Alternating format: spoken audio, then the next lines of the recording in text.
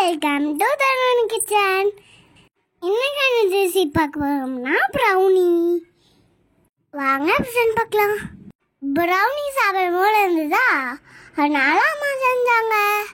இப்போதான் first time செய்கிறோம். Chocolate எடுத்துக்கோங்க.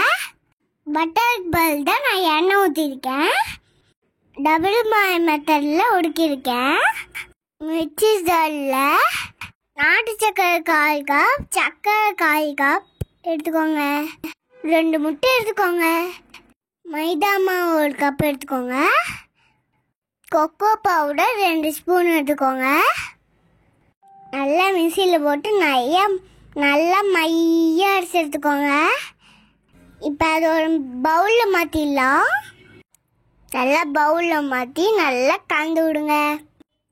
உங்களுக்கு கொஞ்சம் கெட்டியாக தெரிஞ்சுன்னா கொஞ்சம் பால் ஊற்றிக்கோங்க. சாக்லேட் உருங்கி வச்சுருந்தோம்ல, அதை எடுத்து ஊற்றிக்கோங்க. நல்லா மிக்ஸ் பண்ணிக்கிட்டே இருங்க. நீங்கள் இந்த ரெசிபியை வீட்டில் செஞ்சு பார்த்து மறக்காமல் கமெண்ட் பண்ணுங்கள். ஃபர்ஸ்ட் டைம் அம்மா செய்கிறாங்க, சூப்பராக இருந்தது.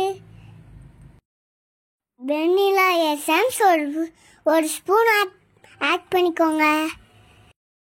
பவுனியை வச்சு ஐஸ்கிரீமில் வச்சு சாப்பிட்டா சும்மா அப்படி இருக்கும். சும்மா அப்படி இருக்கும். நல்லா கலந்து விட்டுக்கோங்க. ஒரு தட்டில் கொஞ்சமாக எண்ணெய் ஊற்றி ஃபுல்லாக தடவிக்கோங்க.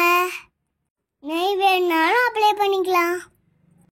செஞ்சு வச்ச மிக்ஸ் எடுத்து ஊற்றிக்கோங்க. இட்லி சட்டியில் தண்ணி ஊற்றி நல்லா காய வச்சுக்கோங்க. அழகுக்கு மேலே பாதாமும் முந்திரியும் கப்பியும் போட்டிருக்கேன். கூடவே சாக்லேட் சிப்ஸும் போட்டிருக்கேன்.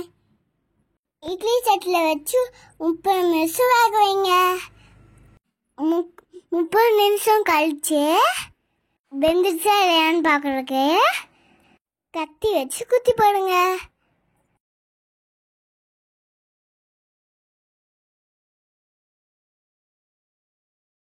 அவ்வளோதான், ப்ரௌனி ரெடி ஆயிடுச்சு. சுற்றிலையும் வாட்டருங்கெல்லாம் எடுத்துட்டு பிளேட்டில் வச்சுக்கலாம்.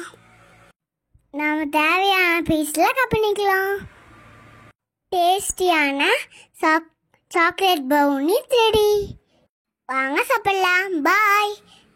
லைக் பண்ணுங்க, கமெண்ட் பண்ணுங்க, மறக்காம சப்ஸ்கிரைப் பண்ணுங்க. பாய் சுட்டீஸ். பாய். Thanks for watching.